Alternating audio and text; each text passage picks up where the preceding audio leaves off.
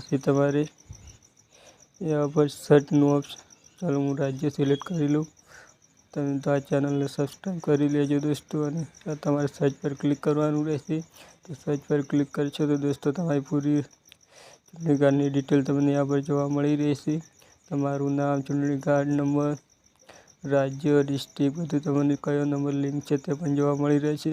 તો તમારે यहाँ પર એક સેન્ડ ઓટીપી પર ક્લિક કરશો તો તમારે ડાઉનલોડ કરવા માટે તો આના પર એક ઓટીપી આવશે। તો તમારે यहाँ પર એક એ ઓટીપી ટાઈપ કરવાનું રહેશે।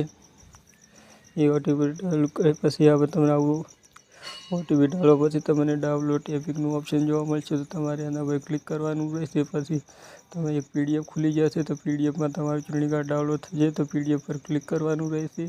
પીડીએફ પર ક્લિક કરશો તો તમારું ચૂંટણી કાર્ડ ડાઉનલોડ થઈ જશે દોસ્તો।